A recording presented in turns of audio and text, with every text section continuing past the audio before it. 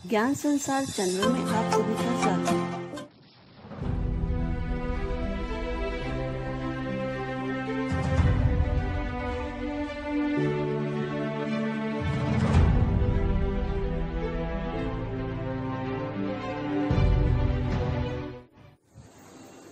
रक्षाबंधन का पर्व श्रावण मास की पूर्णिमा को मनाया जाता है।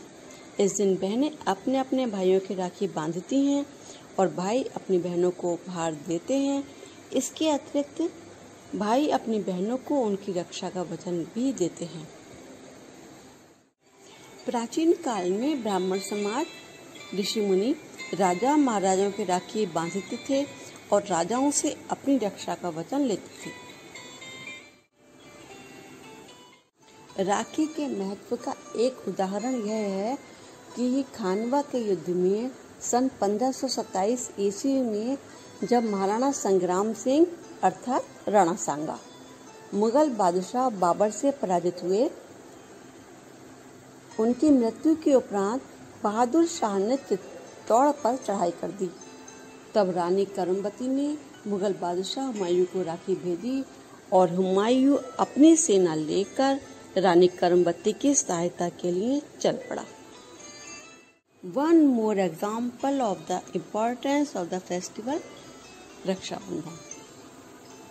एक बार युधिष्ठिर के राजसूय यज्ञ में श्री कृष्ण की उंगली से रक्त निकलने लगा और यह देखकर द्रौपदी ने अपने आंचल का धागा श्री कृष्ण के बांध दिया। श्री कृष्ण ने द्रौपदी को उसकी रक्षा का वचन दिया और द्वापर युग में जब दुशासन ने द्रौपदी के चीर हरण का प्रयास किया तो श्री कृष्ण ने अपनी बहन की लाज बचाई। इसके अतिरिक्त युद्ध में जाते हुए सैनिकों के राखी बांधी जाती है और सैनिक देश की रक्षा के लिए अपने प्राणों की बलि देते हैं। इस दिन बहनें अपने भाइयों के रोली से तिलक करती हैं, अक्षत लगाती हैं और दाहिने हाथ की कलाई पर राखी बांधती हैं। भाई के अतिरिक्त भाभी और भाई के बच्चे, उन सभी के भी तिलक किया जाता है, राखी बांधी जाती है। अतः श्रावण मास और भाद्रपद की रिमझिम बौछारों के साथ भाई बहन के प्यार का प्रतीक यह पर्व सभी हर्षोल्लास से मनाएं। Thank you very much.